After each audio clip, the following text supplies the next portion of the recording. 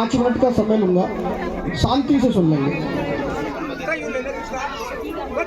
आज बाबा खाटू श्याम जागरण के इस भव्य और दिव्य आयोजन जिस समिति के माध्यम से हो रहा है, अभी आपने अनेकों भजन अपनी सनातन संस्कृति के जिनके मुखार बिंदु से सुने, और मेरे सामने बैठी मेरी मातृशक्ति एवं मेरे भाई बंधु युवा साथियों, हम सभी ने अभी अनेकों भजनों के माध्यम से अपने प्रभु की आराधना की, पर विषय एक दूसरी तरफ यह भी आता है कि आज पूरे भारतवर्ष के अंदर, ये मैं तेरी मातृशक्ति बैठी है ना बीच में, इनसे कह दो जरा बंद कर देंगे ये मोबाइल जो चला रही है। पूरे भारतवर्ष के अंदर हम स्थिति देख रहे होंगे, अपनी सनातन परंपरा, राम की परंपरा, और जो अभी आराधना हम बाबा खाटू की कर रहे थे, उनकी परंपरा को हमारी आंखों के सामने किस तरह से कुछ मुट्ठी भर लोगों के माध्यम से, वो मुट्ठी भर लोग कौन थे? वो वही लोग थे जिन्होंने 800 वर्षों तक मेरी सनातन परंपरा को गुलाम बना के रखा। जागरण हम खूब करें, कोई दिक्कत नहीं है, पर उस जागरण के संस्कार हमारे परिवारों में कितने जा रहे हैं, यह भी देखने का विषय है।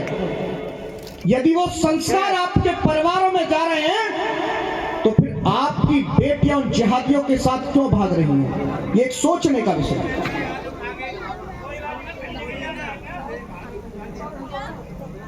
ये बड़ा यक्ष प्रश्न है, ये सोचने विचारने का प्रश्न है कि मेरी आंखों के सामने मेरी बेटी चली जाती है किसके साथ?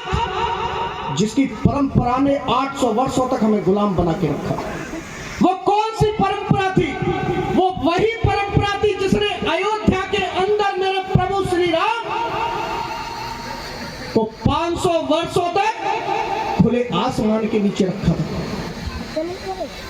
ये विचार करने का प्रश्न है कि इसका अंत कैसे होना है, और ये अंत तभी होगा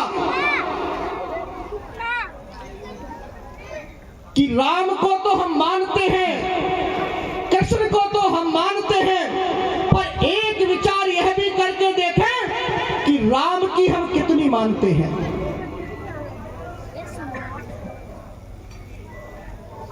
हमने खाटू श्याम के जागरण कर लिए, बहुत अच्छी बात, पर जो श्रेष्ठ परंपरा मेरे प्रभु श्री राम की है, मेरे श्री कृष्ण की है।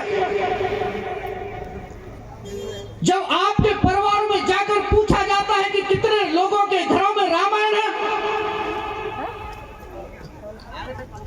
हाथ तो सैकड़ों की संख्या में उठते हैं, पर यह पूछा जाए कि पढ़ी किसने है, तो पता चलता है कि वो दादी ने खरीदी थी, और वो एक मंदिर में लाल कपड़े में तभी से बंधी रखी, हमने खोल कर देखा नहीं है। और यही कारण है कि हमारी बेटियां जो हैं वो इन जिहादियों के साथ भाग रही हैं।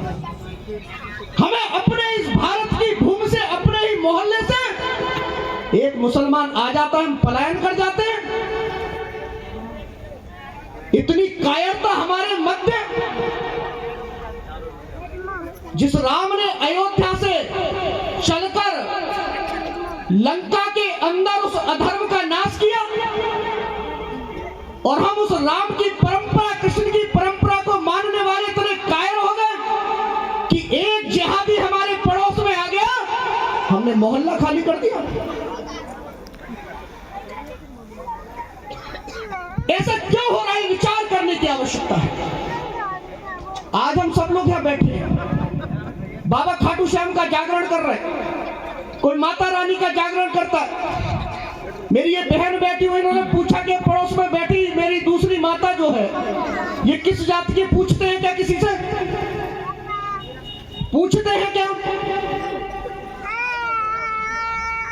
जब अपने राम और कृष्ण की और खाटू की आराधना करते समय ये पूछते नहीं कि पड़ोस में बैठने वाला वो व्यक्ति हो या महिला हो, वो किस जाति की है। बस मैं तो ये जानता हूं कि मैं भी अपनी आराधना प्रभु की करने आया हूं और पड़ोस में बैठी दूसरी महिला भी यही आराधना करने आई है, वो भी मेरी ही तरह है। तो घर जाके फिर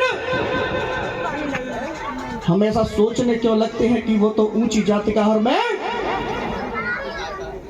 और ये यकीन मानिए कि राम और कृष्ण की परंपराएं 800 और 1000 वर्षों तक यदि गुलाम इस भारत की भूमि पर बनी तो आप लोगों के कारण बनी, क्योंकि आपने ही अपने बंधु बांधवों के मध्य, अपने भाई बहनों के मध्य आर्थिक आधार पर, जाति के आधार पर ऊंच नीच का व्यवहार किया।